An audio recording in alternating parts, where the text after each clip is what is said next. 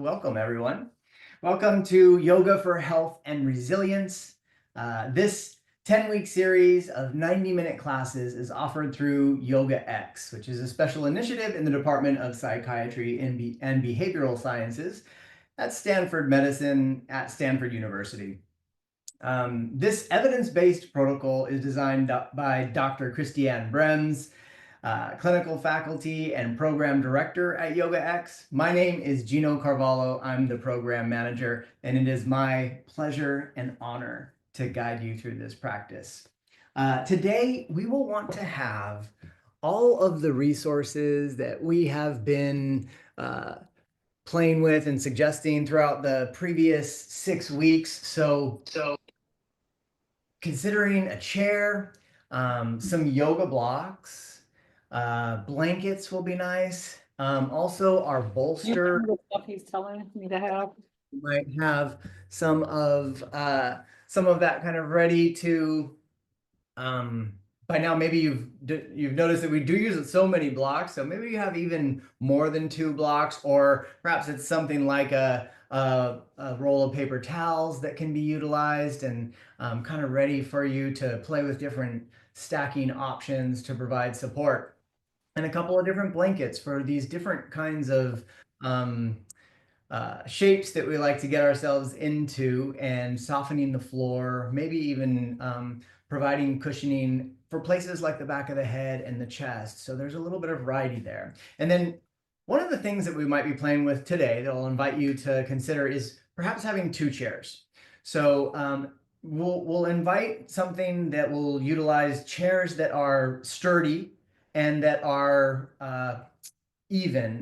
They are the same. So I have an example of 2 chairs that are the same height, and having a blanket that I can put on top of them so that they're nice and soft. So just taking a moment to perhaps consider that. And if that's a lot of work to get to right now, then perhaps today is a day where you observe the invitation to play with those chairs, but maybe it's something that you come back to in the recordings later on. I'll give you a few more moments to gather some of those resources, and then come back to settle in.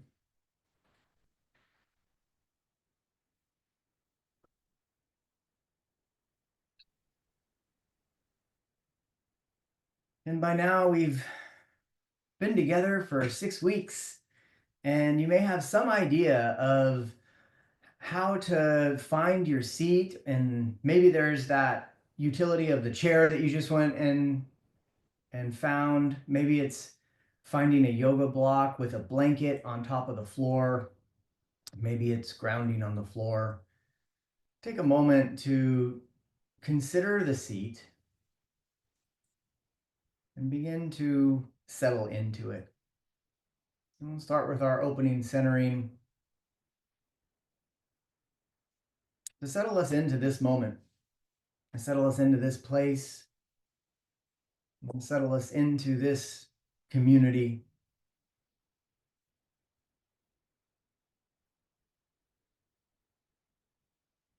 Maybe taking a moment to consider a placement for your hands.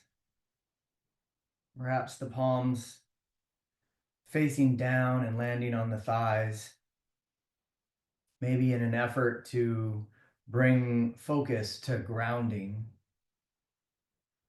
Maybe it's the palms facing up if you feel like inviting a sense of openness. And then considering a choice for your eyes. Perhaps a moment of just taking in the environment as you settle into the body and as you start to settle into your seat. Just taking a moment to take in the whole environment. Maybe considering just lowering the gaze.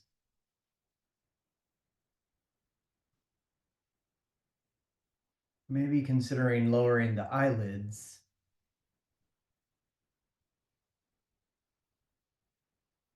And if it feels comfortable, maybe closing the eyelids all the way. And perhaps beginning to turn your focus inward.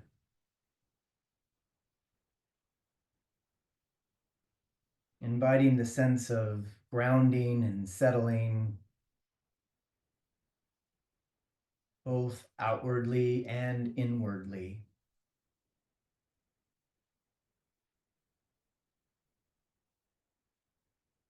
Inviting this sense of grounding and settling through all of the layers of experience, this physical, energetic, mental, emotional, our wise observer, and our connection. Just taking a moment to settle in, noticing the quality of that settling, and just meeting it.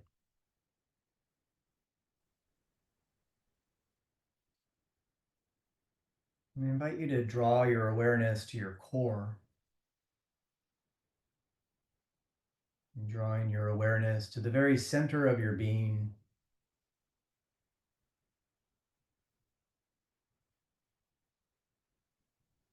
Perhaps inviting a sense of stability. Maybe just noticing the stabilizing that occurs throughout the center and throughout the whole body and in all the layers of experience.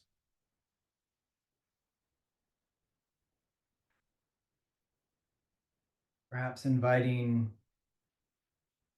a sense of soft firmness or firm softness, a sense that's free from gripping or clasping.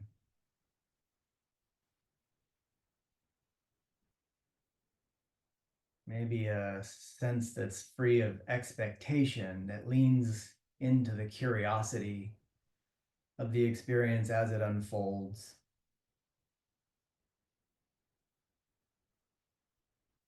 Allowing for the natural curves and the natural structures and energies and engagements in the body.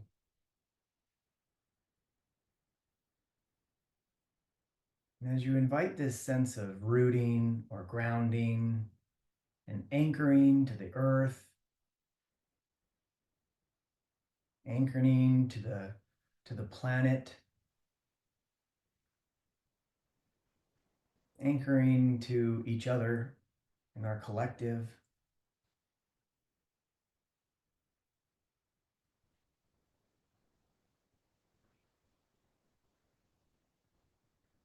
just noticing that sense and how it facilitates the building and progression of feeling a sense of stability in our vital self, in our physical self. Perhaps noticing how that stability provides a sense of expansion and spaciousness. And just noticing that through all the layers, how grounding, stabilizing, and expanding can play out physically,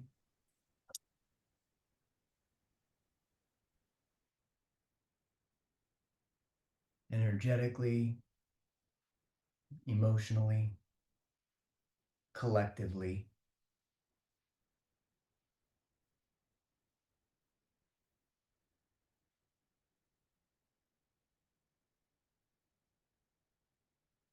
And as we spend a little bit of time inviting these senses, inviting ourselves to observe and notice these senses, just noticing the natural process of cultivating this sense of awareness that may be a bit general and leads to something that's perhaps a little more attentive, something that invites a little more specific focus, and a little more engagement.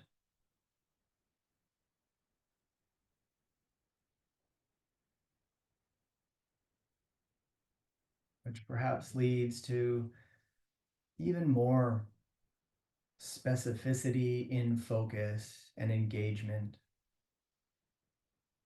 Something that feels very harmonious in this amplified focus. Perhaps even noticing if there's a sense of concentration.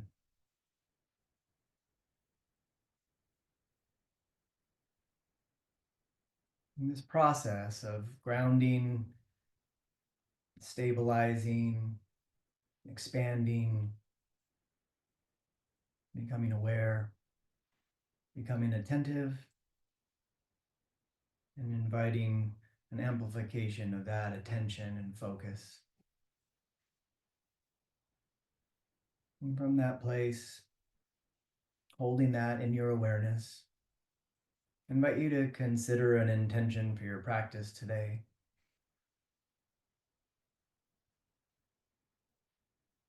If it feels comfortable for you to do so, perhaps bringing your hands to heart center, maybe bowing your head if that feels inviting to you.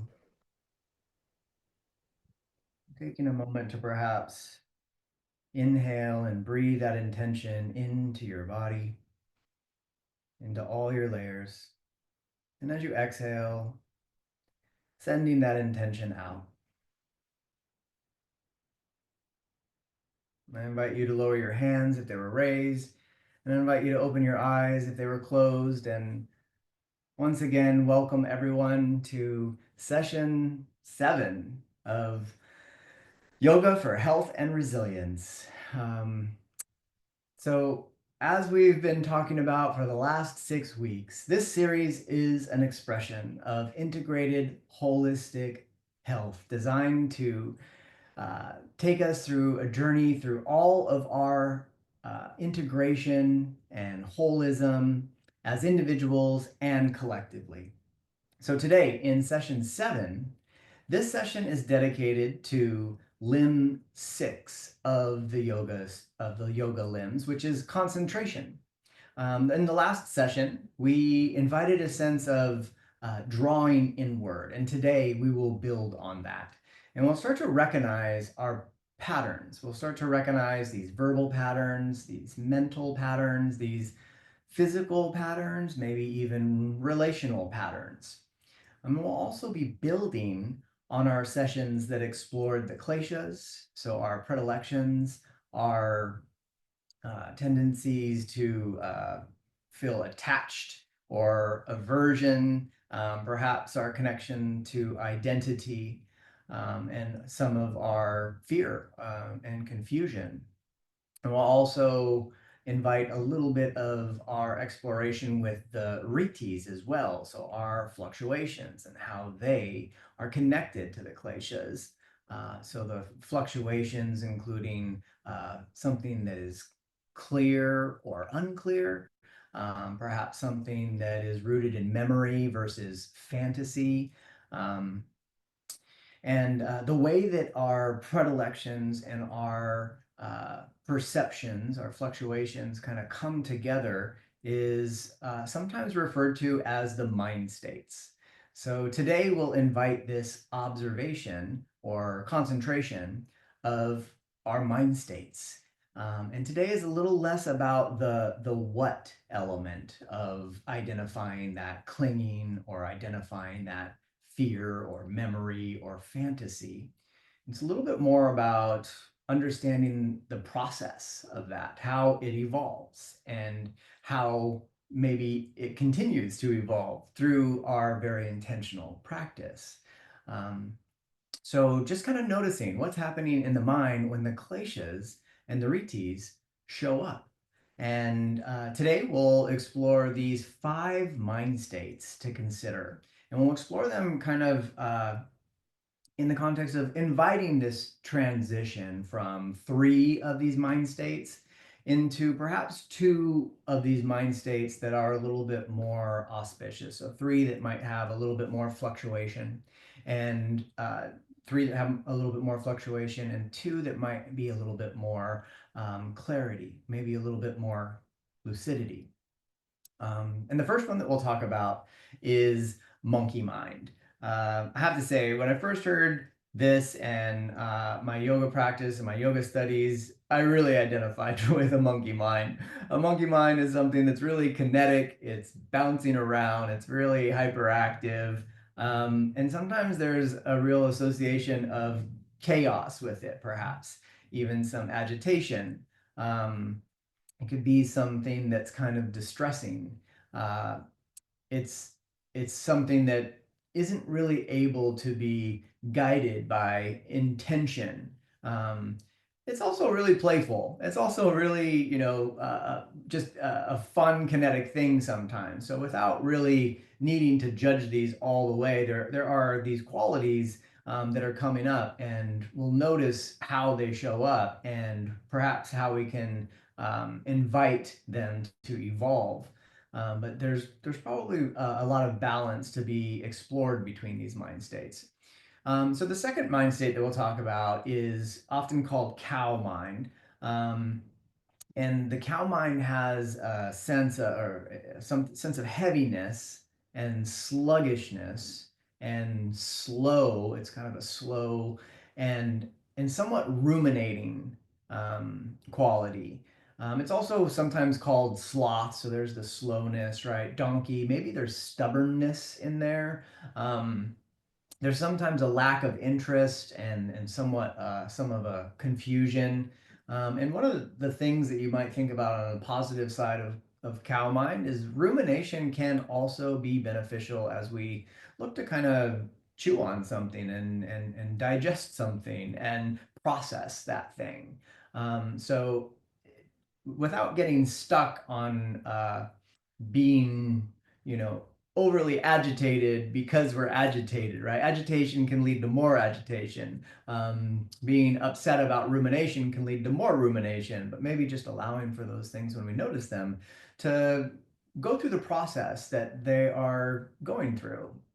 Um, the third mind state that I'll invite is the butterfly mind. And the butterfly mind is one that has that same kind of distraction, but there's still kind of a sense of purpose and intention. There's still a goal. There's still a path that the butterfly is following as it goes on. But it's somewhat fluttering. It's not necessarily a still mind. Um, so butterfly is not as chaotic as, say, like a monkey mind, but it is constantly being pulled away. It's constantly finding a little bit of a focus and intention, but also kind of being pulled towards another focus and intention. So those are the three qualities, the three mind states that will offer in that kind of first category of a little more fluctuation. The fourth one that I'll talk about is sometimes called bear mind.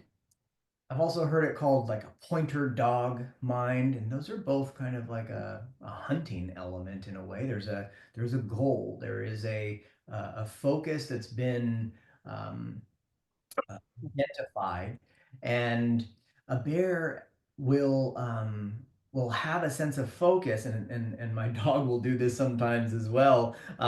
Once he hooks into that focus, it's actually a little bit hard to distract him away from it. And um, this this quality is something that brings a stillness. There's a clarity. There's a real presence, and it can be an experience of a single pointed focus. And that focus can be, somewhat elusive. You can notice that that focus comes, and sometimes even just the moment that we say, oh my god, look at me, I'm focusing, that can sometimes undermine the experience in and of itself as we start to grab onto things that are associated with being focused rather than the object or rather than the focus that we've cultivated. And the final mind state that we'll talk about today is the lucid mind. The lucid mind is something that doesn't have an animal to associate with it, but we'll think of it like a mountain lake.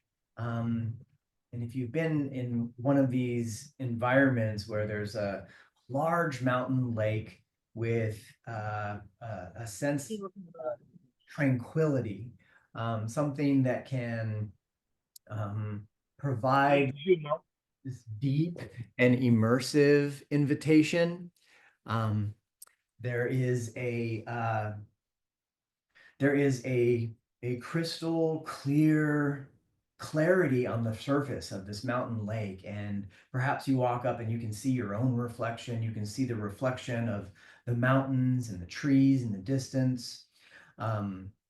You can look into the lake and you can see with such clarity the depth within the lake, and even as perhaps you see fish or other things moving around in the lake, it's not disturbed, right? It's a large lake. It's something where that immersive experience has stillness within movement and movement within stillness.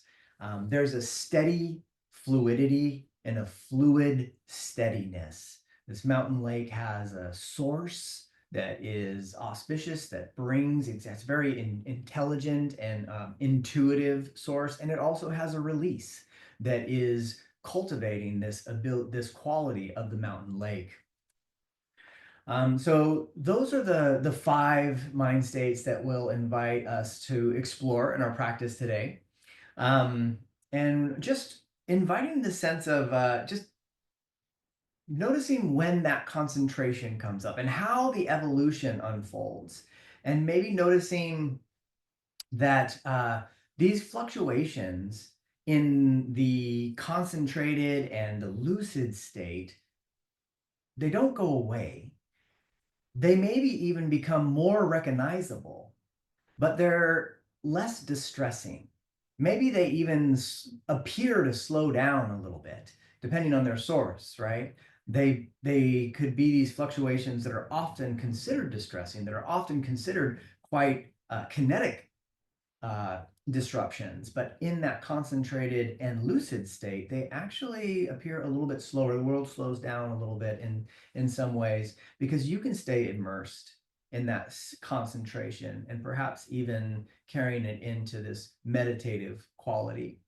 So that's what we'll invite today in our practice. And we'll start by engaging in our breath practice. So once again, you will be able to choose the seat for your breathing practice. So you can try this reclined seat, supine, or an upright seat. So just taking a moment to consider your seat, making the choice, and then very intentionally setting up your seat and setting yourself and assembling yourself in your seat with intention, perhaps already starting to cultivate that sense of stability and presence that we worked on last week.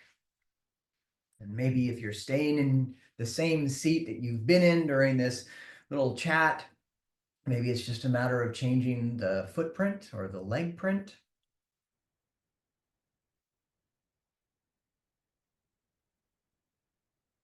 And wherever you are, as you begin to find the seat of your choice, invite a sense of grounding. Perhaps that sense of grounding has a familiarity built on the opening centering. Just notice if that's perhaps a little more available, noticing if you can build on that sense of grounding, more accessibility, perhaps more depth. Noticing or inviting a sense of stability, and inviting or noticing a sense of expansion. And once again, considering that placement of your hands, considering the placement or process of the eyes as you begin to turn inward.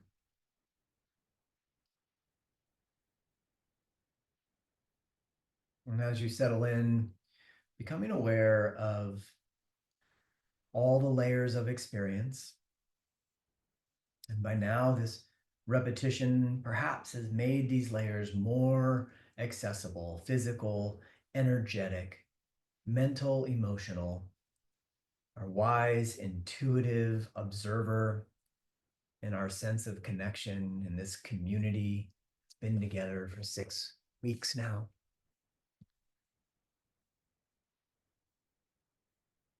And as you become aware of the body, just noticing if there's any place where you're sensing tension, and perhaps just inviting a sense of ease. Perhaps simply inviting the nourishing energy of the breath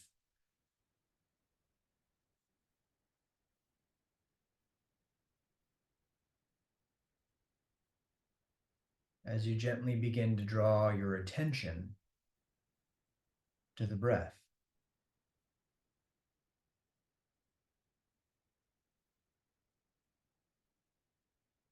Just observing how the breath travels, maybe noticing the inhale and exhale.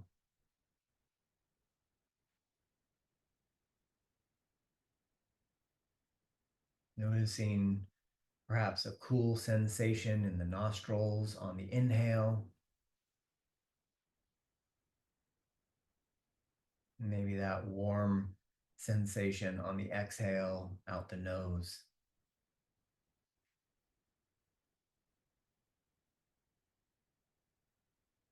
Or maybe there's another location for you, perhaps the throat, noticing the journey of the breath on the inhale, noticing the journey on the exhale.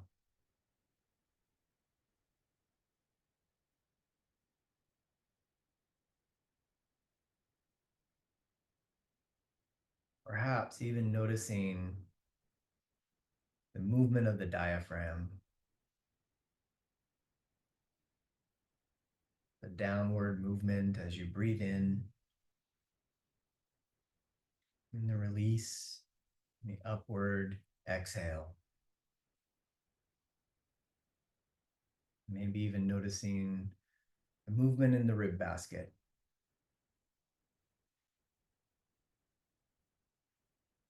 And as you begin to cultivate this awareness and attention, perhaps just noticing if you've already started to cultivate a sense of concentration.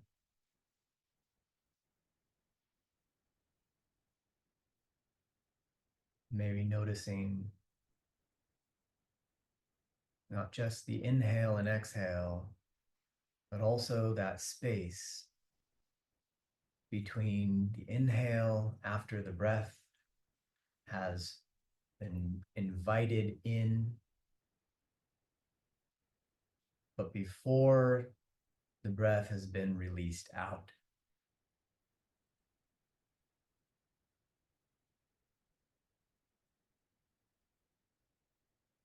Perhaps noticing that pause after the breath has been released,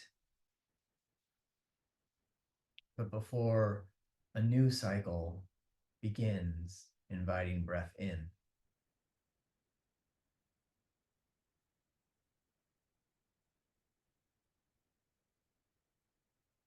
Just continuing to tune in to these 4 parts of the breath cycle: the inhale, the pause, the exhale, the pause,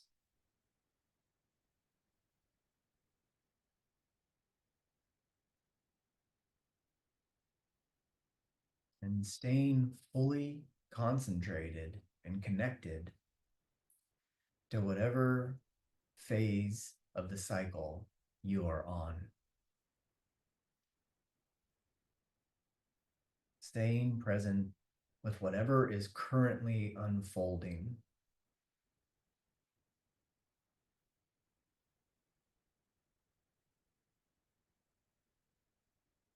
During the inhale, being fully with the inhale.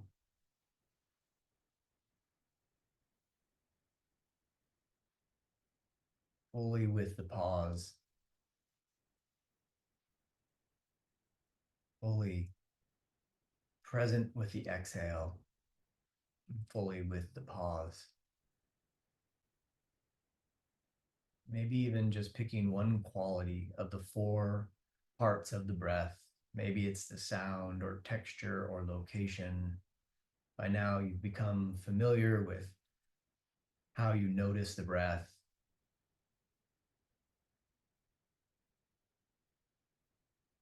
And if for any reason we lose focus, just gently invite the attention back to the breath. Invite that process to unfold. Invite the attention. Invite yourself to be present and observe whatever phase you're on. Without judgment, without getting caught up in a story about the result or the quality.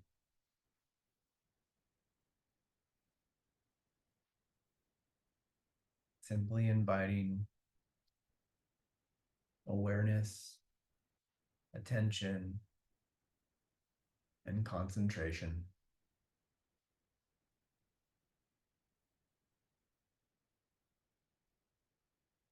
Perhaps invite an awareness of the reality, the breath, and its breath cycle is naturally luminous. That it is movement with stillness, and it is stillness with movement.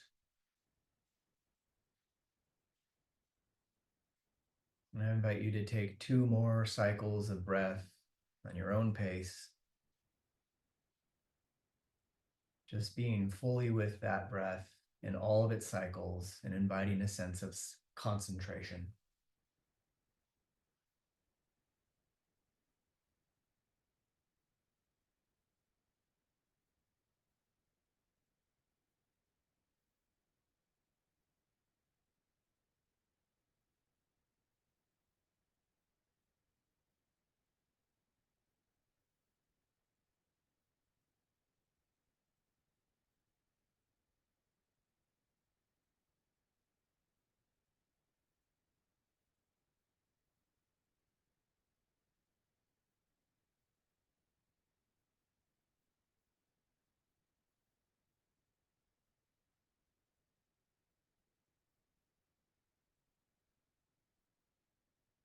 If you're currently lying in a supine position or an inclined position, before moving, just take a moment to map out in your mind the transition that you will take to come to a seat.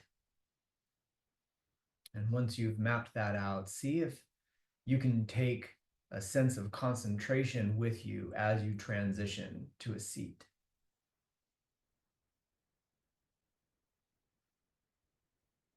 And if you've been seated for this breath practice, as we all come together in a seat, just take a moment to notice that quality or any element of the practice that you would like to take with you and build upon for the rest of our practice. And as we all gather in this seated position, before moving, consider and map out in your mind our transition to a standing shape, coming to the top of the mat and gathering a couple of blocks. Just taking a moment to make sure that those blocks, perhaps a strap and maybe a blanket, is close by. And once you've mapped that out, bringing your concentration that you've cultivated with you into the transition as we make our way to standing.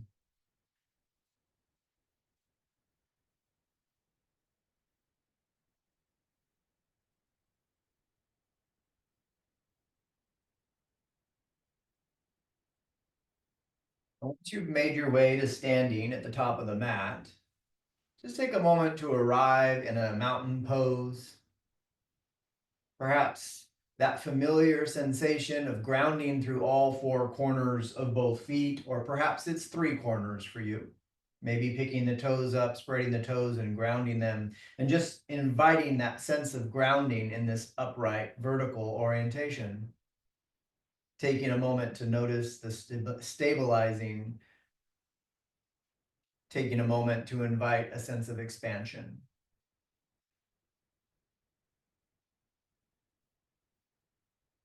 And as you're ready, grounding through the right leg, invite a little lightness in the left leg and step back into a lunge shape, perhaps bringing the hands down to the blocks. And you can always take the back knee down onto the floor, maybe even a blanket to soften the ground. But take a moment to find the props that work for you. It could be a paper towel or perhaps 2 yoga blocks. I have these cork blocks that feel nice and stable in their upright position, and sometimes this feels a little bit less stable, but just take a moment to notice how you can invite the sense of grounding in the lunge, perhaps inviting that sense of stability by bringing the back femur forward and the front femur back and meeting in the middle to create a equitable connection from right to left that allows for the spine to extend forward in a way that embraces the natural curves. And sometimes there's a little bit of width or perhaps narrowing of the footprint that can help set that up. And once you arrive in this grounding and stabilizing invitation, grounding down, stabilizing and expanding, I invite you to come back to that 4-part breath. And if at any time staying up in the lunge feels like it's a little bit intense and you would like to transition down, feel free to do so, but do so maintaining or inviting that sense of concentration to stay with you, inviting that process to continue to unfold. And as you check in with the 4-part breath, inhaling, pausing, exhaling, pausing. Notice if there's a part of that cycle that feels auspicious as you invite a gentle straightening in the front leg, the right knee.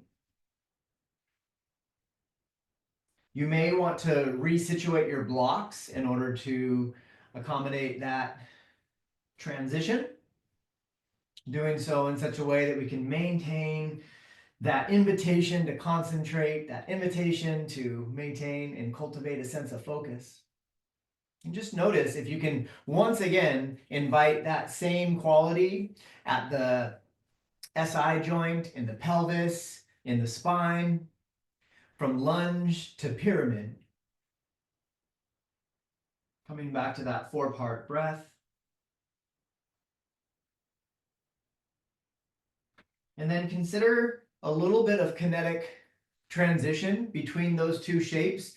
And maybe that allows for a little bit more of that shape to unfold as you move between the lunge with a bent knee in front and the pyramid shape with a straight leg.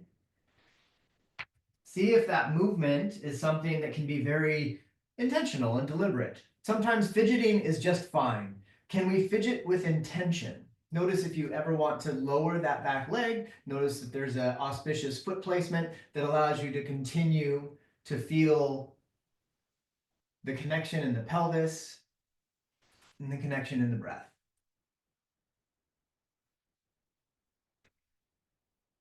And as you're ready with your breath cycle, transitioning forward into the lunge, and then for me, I'm going to take my blocks down 1 level from that high point to the 6-inch height and take a moment to invite the front leg back and play with a plank shape. From that plank shape, you can always lower your knees down if that feels better for you, but invite this engagement in the upper body as you lean forward, Maybe bringing the shoulders up over the blocks. And then as you're ready to do so, step the left foot forward, coming into the lunge on the other side. Once again, take a moment to consider the block level that works best for you, and consider the back leg as well. Invite that same sense of grounding on the left side. Notice if there's a duration that perhaps it could possibly be a little shorter from one side to the other because of the capacity to connect to the grounding sensations that are playing out on all the layers of our experience. But maybe the back femur, invitation to come forward, the front femur, invitation to come back and meet in the middle. And from that shape, perhaps inviting the extension in the front leg. Now, maybe you already know that the movement and kinetic component kind of helped find the center on the other side, and you'd like to explore that here. And just notice if that knee coming down is something that needs to happen on this side that didn't happen on the other side. And that's fine too. Different side, different story. But can you invite the sense of a nice long spine that's invited through the stability provided at the center, provided from the grounding in the legs, not just the legs, but also the blocks.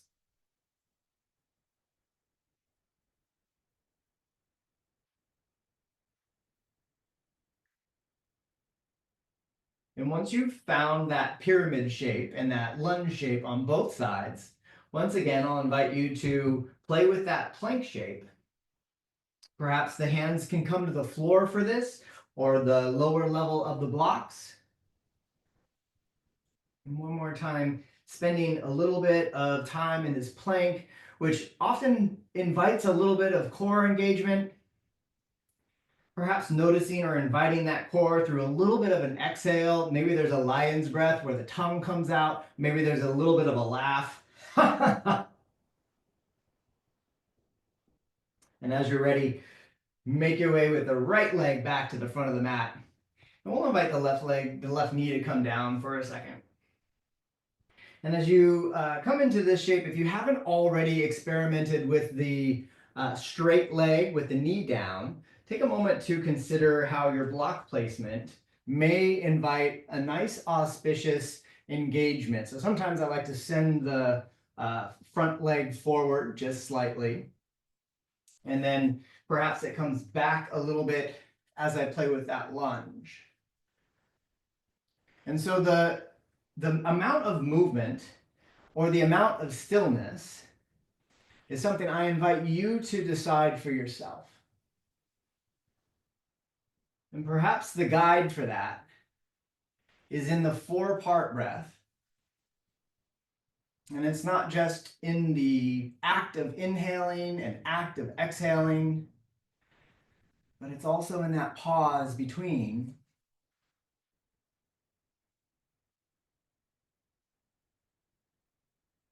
And just notice if there's a little bit of a story going on about these shapes that create a little bit of fluttering or distraction or agitation or rumination.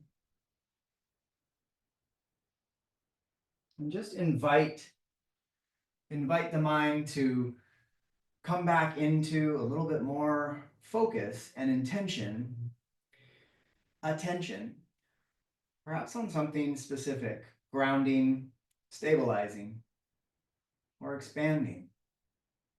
And the next time we come into this extended leg shape, one more time, consider the curves of the spine. And from this shape, perhaps invite a little bit of a heart opening.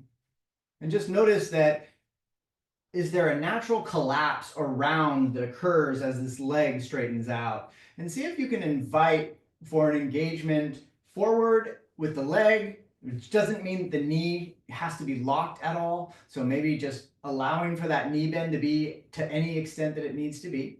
And then maybe inviting the chest to come forward while we still have this little bump back of the bum.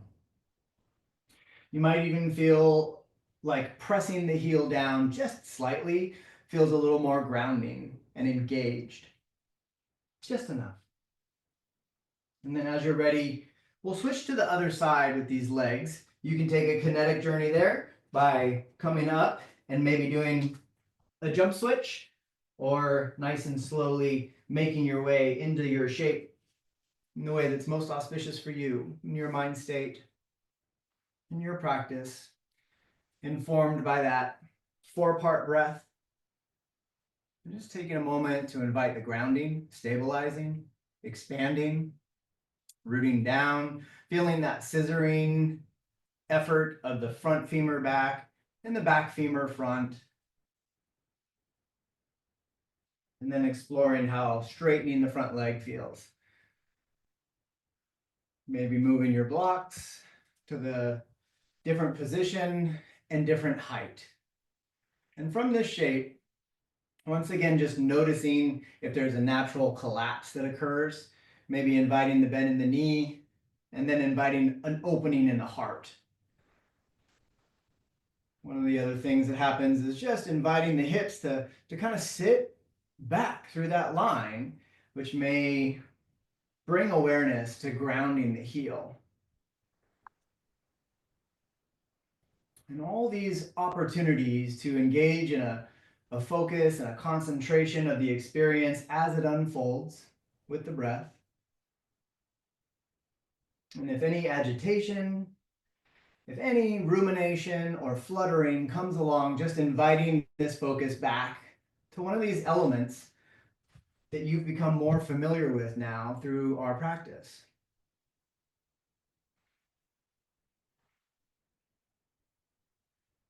And then taking a moment to finish off this side in any shape that makes sense for you. So maybe it's coming back to that lunge shape.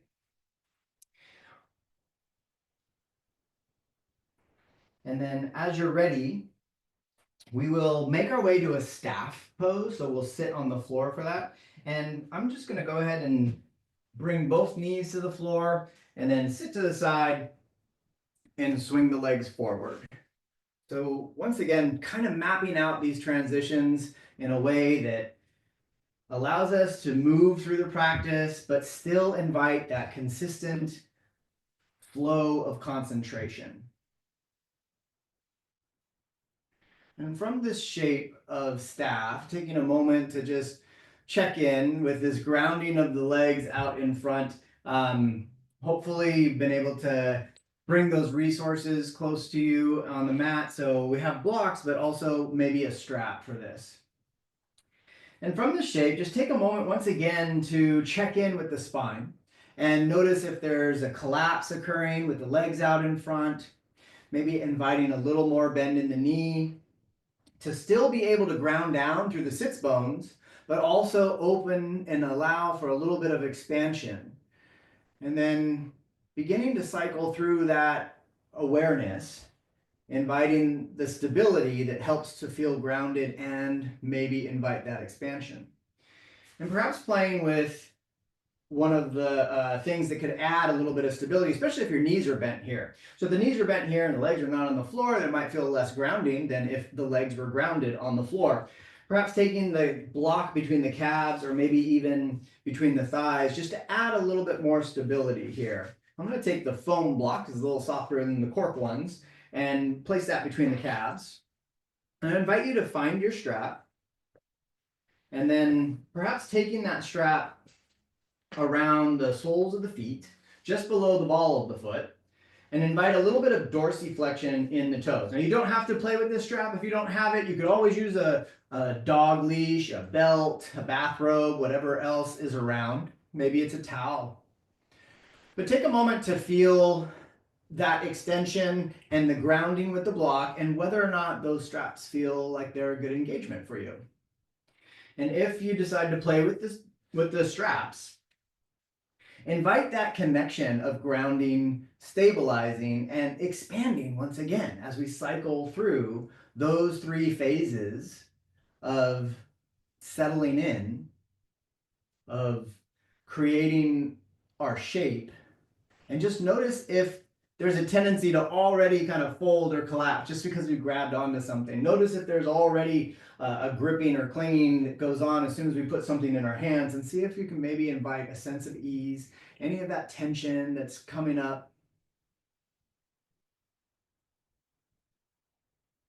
And from that sense of ease, it's still there for the grounding, still present with the grounding and stabilizing and expanding, start to invite a little bit of a lean forward and allow for that forward lean to take place without the collapse and rounding yet. Let it be just enough. And it doesn't have to be anything that's even visible. It could just be a little, it could be something that only you could perceive. And that's enough of a forward fold. You can always have that bend in the knees to help that feel balance between effort and ease. And just take the forward fold to the duration or to the extent that begins to become invited through connecting to the breath and concentrating and offering that concentration as we fold forward. Once you've spent some time in the breath cycle, noticing the pause, inviting the stability, grounding, and expansion, if that experience has informed you that this is kind of a green light to allow for a little bit more rounding in the back, then consider that option. Perhaps there is a little bit of rounding that can occur. And as soon as you come into that rounded shape, you may notice, oh, no, I'd rather be upright there. Maybe it's just a matter of softening that a little bit. Maybe the play is not to round forward, but to actually look for a little bit more stability and perhaps play with the arms lifting up. Maybe there is stability with expansion rather than a fold and a round. Wherever you are, take a few moments to breathe through the cycles of breath.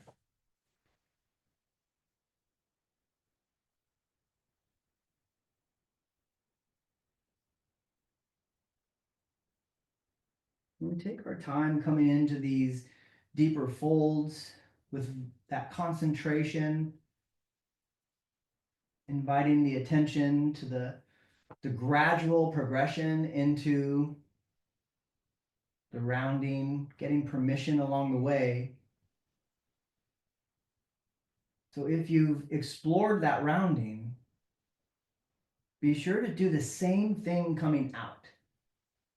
Noticing if there's a very auspicious way to ground and stabilize and use the breath to straighten the spine once again. And come back to our staff shape, coming back to a seated position. And I'll turn to face you for our next play, but you'll stay in that staff shape. And once again, perhaps having your strap and maybe having a blanket. I could have offered that blanket for your seat at the beginning, apologies. But the seat can actually offer you a little bit of elevation, right? So you can take a blanket underneath your seat if you didn't already do that, knowing that that was something that could help with the forward fold in the staff shape. You can place that blanket underneath your seat now. And we'll come into our Janu Śīrṣāsana shape. And this is inviting an open knee print here. So from this shape, you'll just take a moment to notice when you bring the right foot in towards the left thigh and invite the right knee to fall out to the side. If this ends up feeling like a very tense position and does not come all the way down to the floor, perhaps inviting a little bit of grounding in this shape so that there is that ability to ground into both legs. Perhaps there's a blanket that might feel nice here. Take a moment to notice the height and the grounding that's best for your shape. And once again, allow for the pelvis to move the left leg forward and the left hip forward and the right hip back. Maybe that blanket underneath the pelvis. And then we'll just take a moment to invite a little bit of opening in this direction.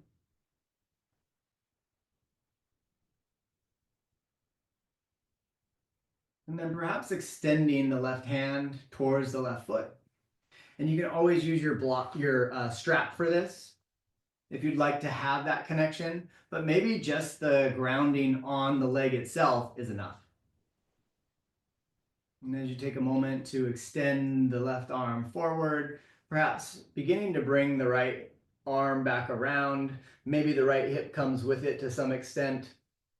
And once again, inviting the open heart as you make your way forward.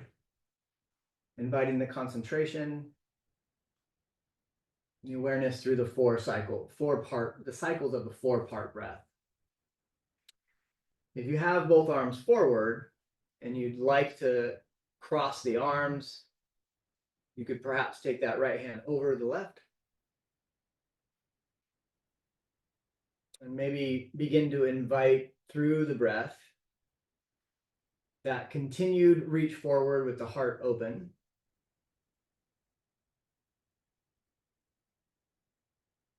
But perhaps if, just like with the staff pose, the invitation is there to allow you to round a little bit, maybe allowing for that rounding to start to unfold. Once again, just noticing if there's any stories that are coming up about agitation, if there's any distraction, not the stories, but if that agitation is present, if that rumination is present, maybe if there's any fluttering.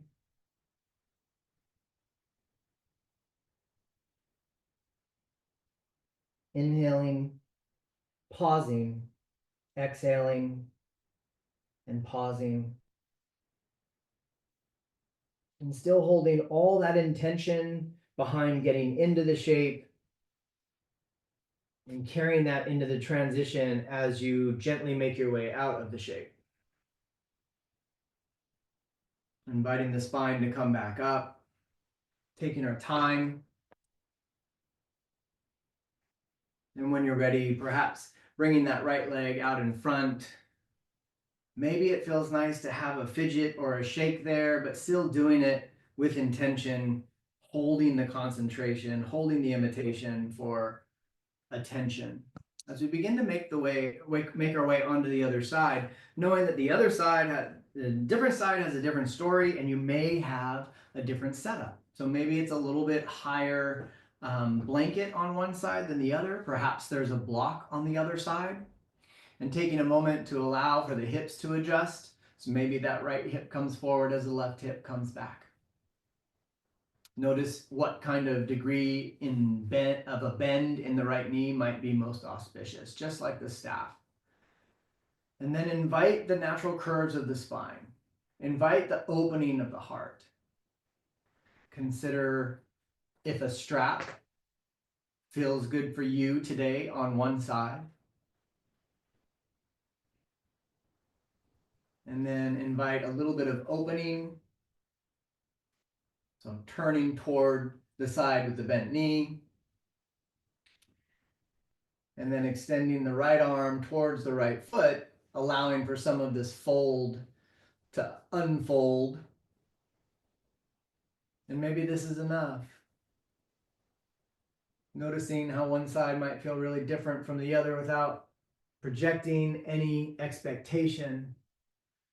But if you'd like to just cross the wrists and stay in an open heart, so we're crossing the wrists, but maybe we can still have a little bit of a lift here. And come back to the breath. And come back to all 4 parts of the breath. Inviting an awareness into the pause. And as we carry the concentration with each breath cycle, perhaps there's a little bit of evolution and a little bit of transition that unfolds. And if not, that's okay too. Just notice if a little bit of agitation, fluttering, rumination might pop up. And see if you can invite a little more concentration, or maybe just inviting attention to a breath cycle.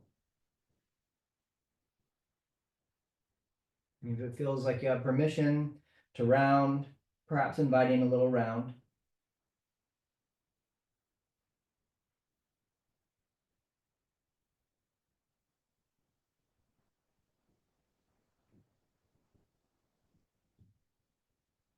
After cycling through your breath cycle in your rounded shape, noting all that intention behind getting to the rounded experience, when you're ready to, then begin to come out of the shape with the same intention as you had when you came into the shape. And begin to come back upright.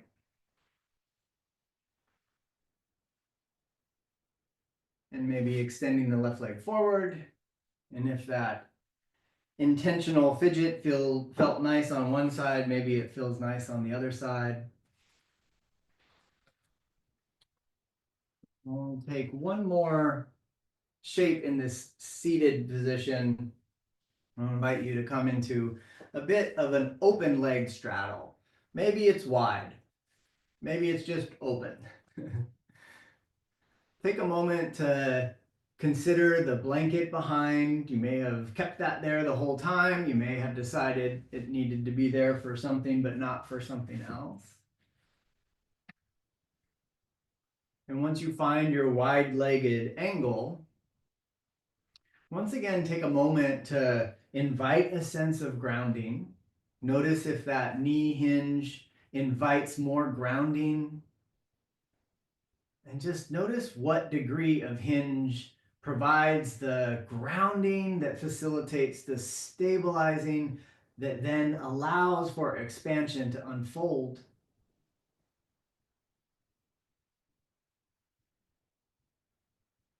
And as we ground here, feeling that openness in the thighs and the openness in the heart, perhaps coming back to the 4-part breath.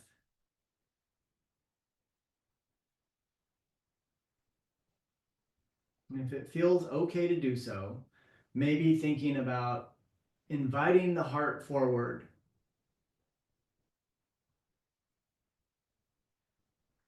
And continuing to invite a grounding through the feet. So perhaps there's an engagement of a dorsiflexion or floint. So that's a combination of pointing and flointing. Maybe it's as if you're pointing with the ball of your foot. Maybe it feels like spreading the toes. So there's still engagement. There's still opening in the heart, just like opening in the hips or the legs. You can always take a block in front of you, maybe to the forearms. Maybe it's 2 blocks.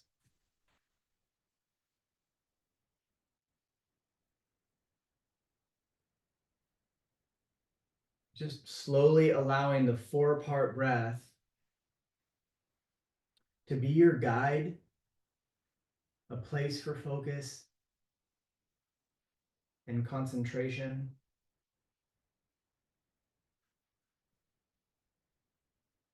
And just noticing and being patient with the transition and the invitation.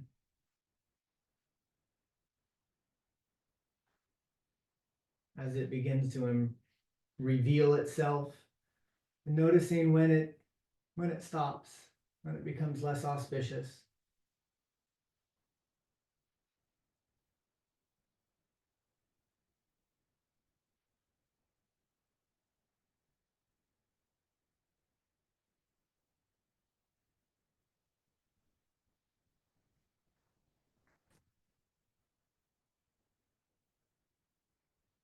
And just like we have with all of these seated folded shapes, we've taken our time allowing the 4-part breath cycle to unfold as we slowly transition in our folds. And maybe spend the time that you would like to spend in the fold. If I invite you out of it and you'd like to stay, please stay.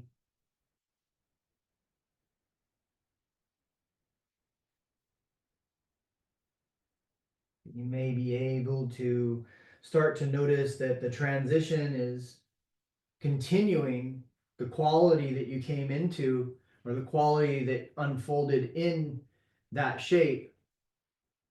So we're not really leaving anything.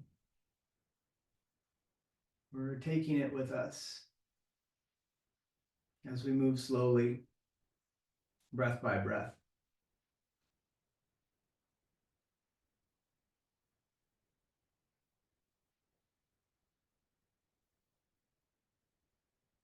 Once you've slowly made your way up from the wide-legged folded shape,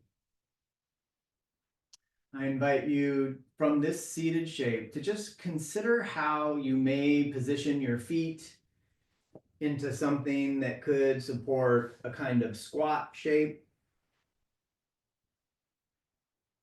And perhaps that seated squatting shape invites a press down to rise up to stand. And we'll take a moment to repeat that same imprinted shape, so the wide-legged shape. Take a moment to make sure you have blocks or maybe a chair, and come into a nice wide-legged stance. And this time, coming into a fold, a very intentional fold with blocks. So just making sure you have blocks close by and they're at probably a nice height. And then invite the hips to fall back, invite the top of the femur to reach back and your heart to pour forward. And maybe the hands can feel a little supportive as you make your way down, with a nice natural curve of the spine still coming out of the pelvis. When you're ready, perhaps coming down to the blocks. And just notice what height of the block is most auspicious for you today. Take a moment to ground through both feet. So maybe the toes feel like they want to point forward, or maybe it's just slightly out to the side. What does it feel like to ground through all 4 or 3 corners of the feet with this wide-legged footprint? And from this place, taking a moment to ground through your arms, and maybe be able to ground through both legs in such a way that allows you to consider how a rotation could feel here. So maybe taking a moment to just reach the right arm straight out to the right, noticing where the pressure is on the hands and the feet, and perhaps coming up into this rotated position. Grounding through both legs, grounding a little bit through the hand that's on the block, but reaching up as well. Inviting the sense of grounding, inviting the sense of stability, and then noticing if there's an invitation for expansion through the 4-part breath. After a breath cycle, gently come back down to center and explore that on the other side. So notice how the pelvis shifts, notice how the knees may want to have that same kind of fluid bend, so they're not locked out. And then just extending the left arm out to the side, and perhaps inviting the left arm up. And take a moment to cycle through that with your breath, grounding through the feet, finding stability in the hips, in the core, and let your rotation unfold. So maybe it's just extending out. Maybe the hand coming to the sacrum behind is the most auspicious way to find your rotation before extending upward. And once you've explored that on both sides, take a moment to come back to this shape in the wide-legged footprint. And from that wide-legged footprint, we'll take a moment to maybe turn the toes out a little bit, come to your squat and rise back up. And take a moment to find your standing position, or a moment to have a seat while I offer a couple of options for the next move. So this is where we'll use the 2 chairs, if you brought 2 chairs today. And I'll give you a little demonstration on what we might do for this chair shape. I'm just going to take a peek really quick to see if anyone with their video on has two chairs to make sure that this is worth checking in on. Two chairs. Anyone have two chairs? Yeah, yeah, good. Maybe a little cushion on top of the chair. So maybe just a blanket or, yeah, a blanket will be better than a pillow because you can have something that might stay on the chair.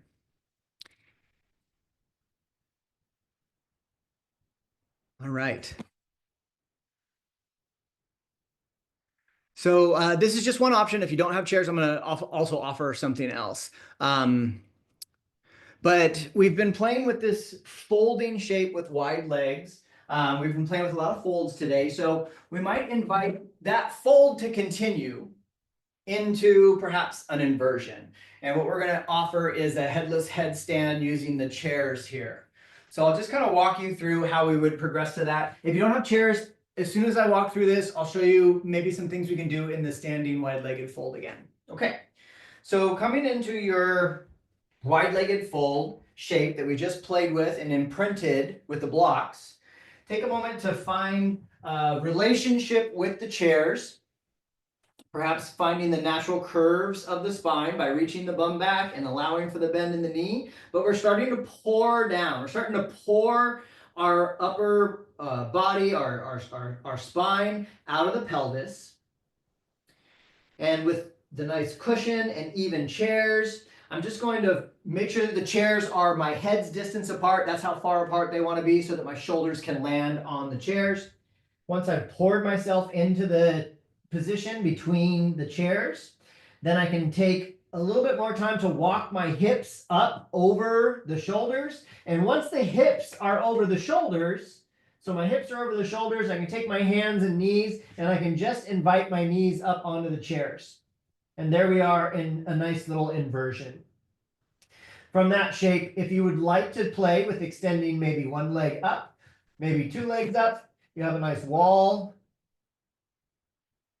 You can always play with perhaps one leg at a time, but also starting to invite a sense of concentration in the shape. So it's just, there's nothing wrong with just taking this kind of tripod. So you can find, depending on your chair, you might find different anchors for your hands. So different heights of chair, whatnot. So you can let your legs perhaps rest on your triceps. Wherever you are and however you come into this, just like we did with the other shapes, just being really intentional about how you come out as well. So there's some play with that headless tripod. If you don't have the chairs, then perhaps coming back to the double blocks and then inviting this rotation to perhaps unfold a little bit more. So maybe there is a rotation, I'm sorry, the fold with a rotation. So the left hand perhaps coming back in, again, nice and slow, right? And allowing for perhaps this expression, which is just a little bit of a unfolding and exploring a little bit more of rotation from this shape. So either one of those shapes, perhaps playing a little bit. Now I'm going to just take a look and see how this is going.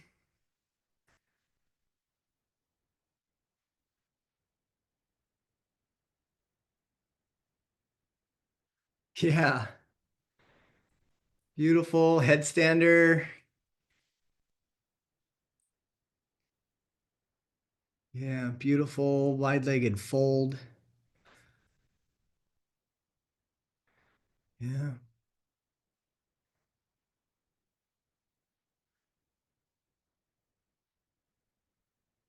And just inviting that sense of concentration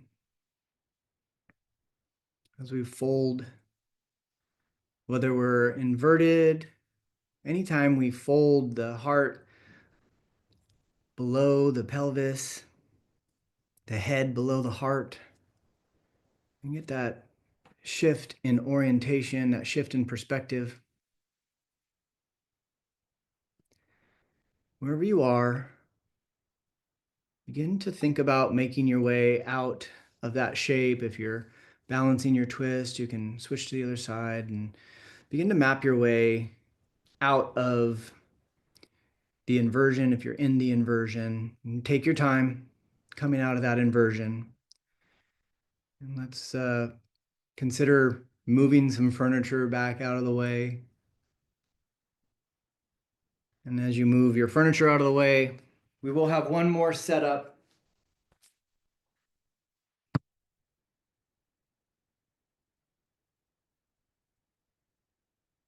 We'll bring in the bolster and blocks for the supported incline shape.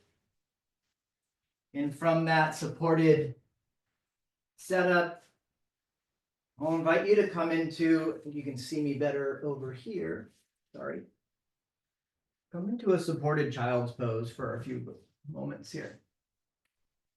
So from that inclined position, you may or may not benefit from having some additional padding. So maybe having a little more padding for your belly, or maybe padding up top so that your belly has some space.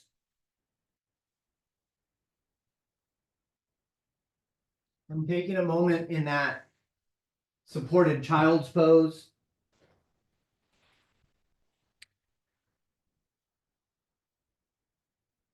After these folds, coming into this child's pose with the bolster and the blanket and offering a nice soft support and a grounding sense in these folds. So no longer holding your own weight in that wide-legged forward fold or in the inversion. Any leg variations. Take a moment to feel the bolster support you. Feel the blankets or the floor support you if you're in child's pose.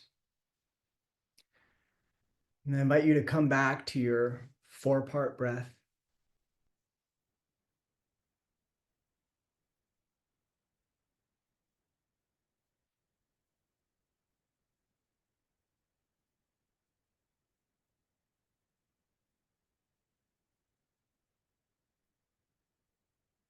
Noticing the inhale, the pause,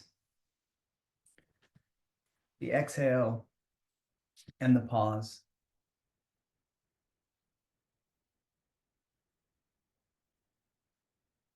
And if you've had your head turned to one side, maybe taking a moment to turn it to the other side in child's pose, if that feels nice to balance out.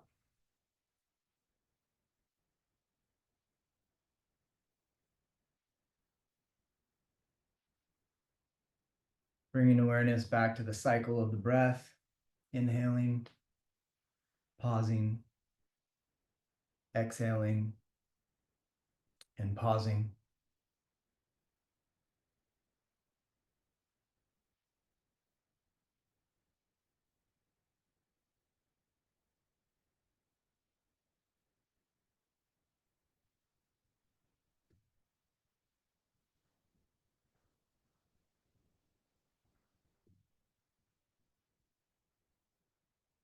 And from that child's pose shape, beginning to think about how you will map out your transition out of that shape and into your final resting.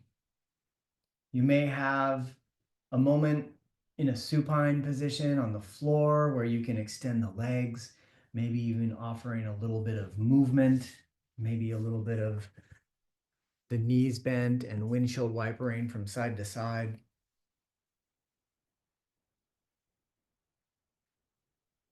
Take a moment to notice anything that's coming up that feels like it would be most auspicious, perhaps just a little bit of a bridge. In fact, a bridge would be a really great way to counter the folds. And it could be something where you just simply place a bolster or a block underneath your pelvis.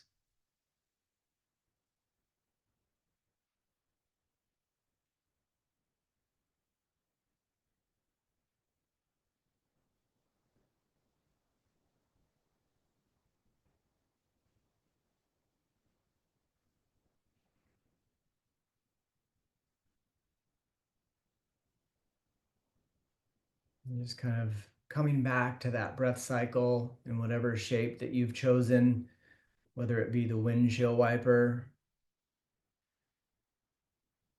or a bridge or a supported bridge.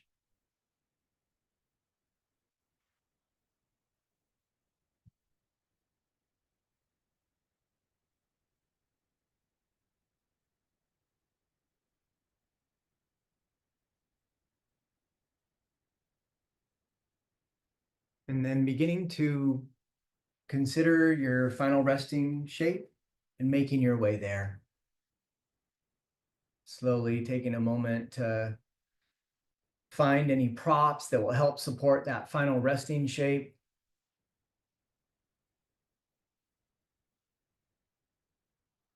Maybe a blanket underneath the knees just to feel a little hinge. Maybe releasing any tension in the low back. Maybe if it's cold where you are, having a blanket cover you. Maybe something underneath your heels or ankles.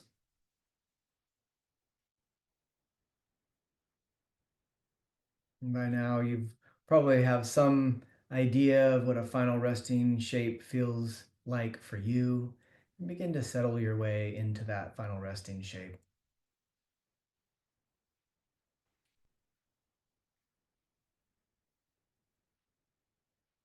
And as you begin to settle, I invite you to perhaps close your eyes or lower your eyelids to half mast. Begin to surrender the weight of the body and invite a sense of grounding.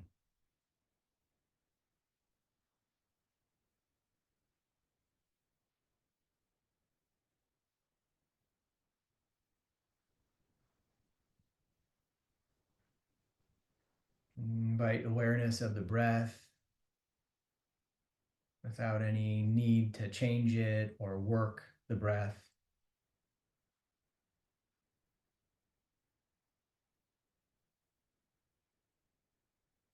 And from that sense of grounding in the body and grounding in the breath, just letting go, surrendering through all the layers of experience.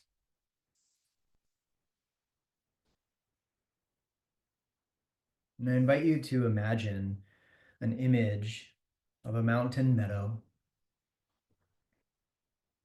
And I invite you to really place yourself in that environment. Begin to feel the texture of the earth beneath you, the trail, the rocks, gravel, the grass.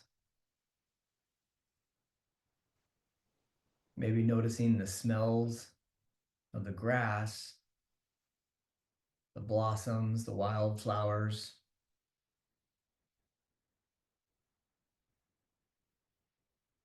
Maybe noticing the vibrant colors of the earth, the grass, the trees, the horizon, and the sky. Noticing the crispness in the air.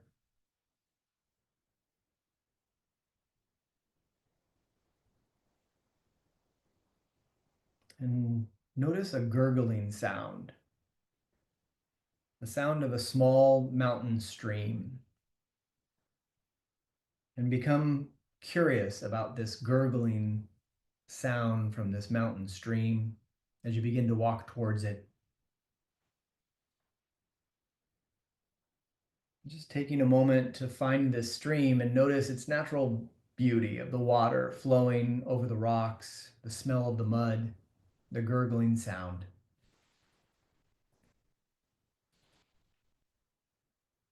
And decide to walk along this creek, following the flow of the water until you notice the sound of a roar from the water in the distance. And as you continue following the stream, walking through this meadow, you notice this roaring becoming louder until you come to a waterfall. And you notice this water making its way over boulders and falling over a large cliff and splashing down, the water crashing on rocks and mud,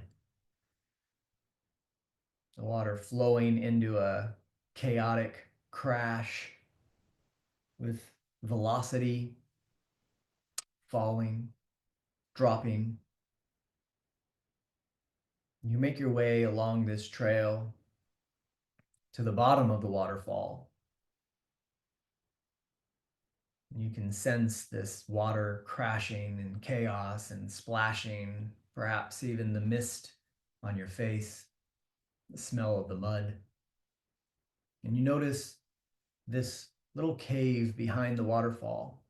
You decide to get curious and explore this little tavern. And as you walk into this space, you notice that there is water that's gathered there. It's gathered in a way that is still and stagnant. There's the smell of decaying vegetation. It smells musty. It's stinky.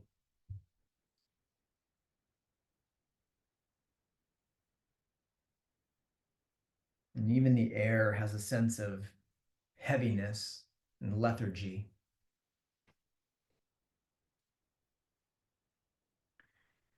And after sensing that, you decide to turn around and continue down the trail along this creek.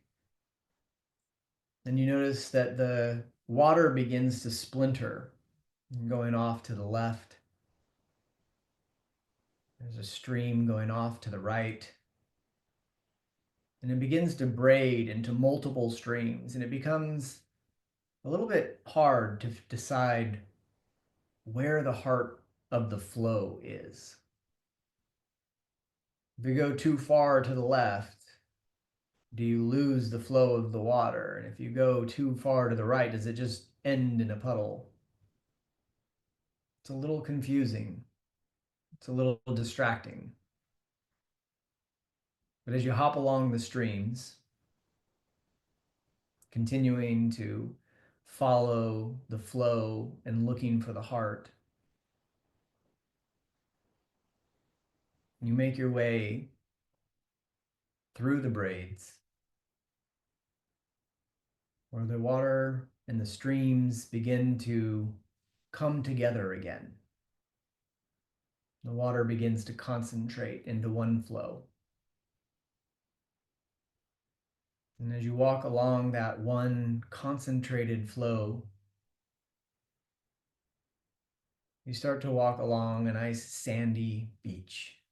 It's even, it's still downward and has a very deliberate direction.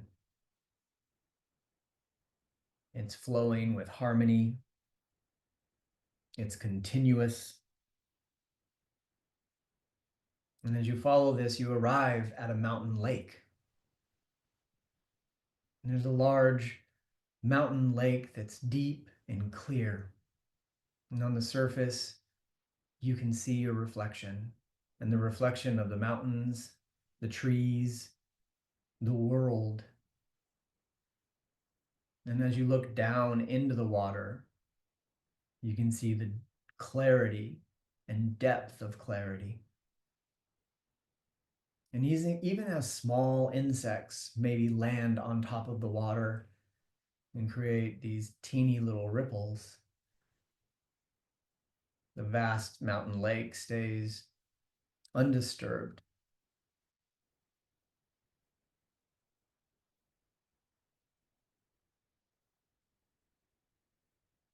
There is a steady fluidity.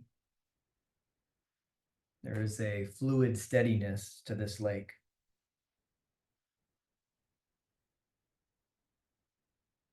It is luminous. It is lucid.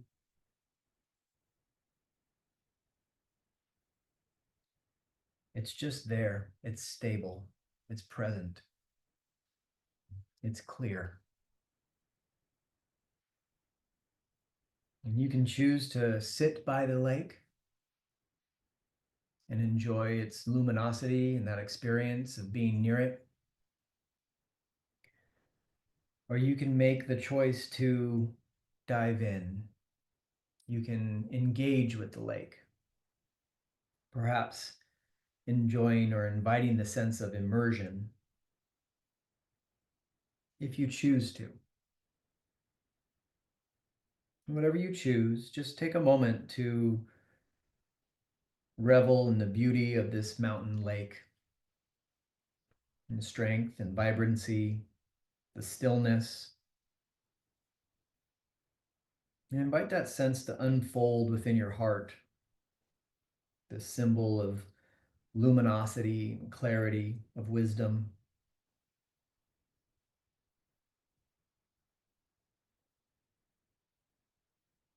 As you return to your own body in this present moment with your breath right here. And just knowing that that same clarity exists within you. That same luminosity exists within you.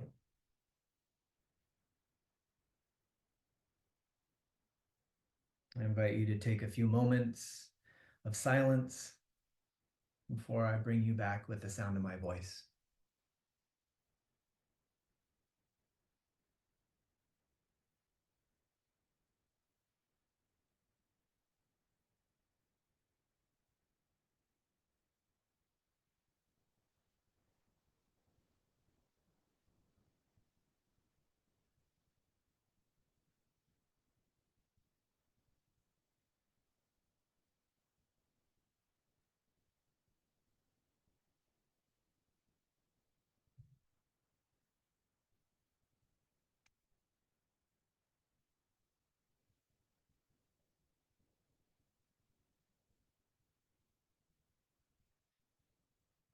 Invite the awareness back to the breath, back to the body.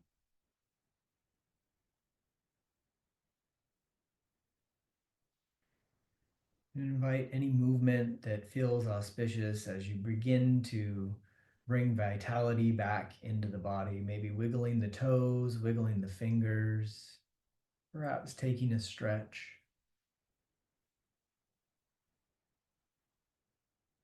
Wherever you are, in whatever shape you've chosen, take a moment to think about tracking your transition to a seat, perhaps turning to your side, making your way.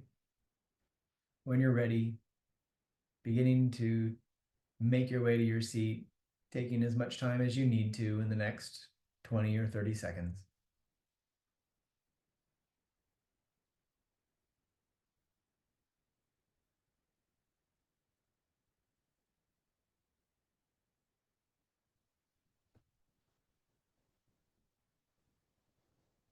And one more time, once you've made your way to your seat, just taking a moment to ground and stabilize and expand. I invite you to bring your hands to heart center if you'd like, perhaps bowing your head. I invite you to come back to the intention you set at the beginning of class, or perhaps just notice if there's anything that you'd like to take with you from this class, from our time together on the mat today. With an inhale, I invite you to breathe it in. And with an exhale, sending it out.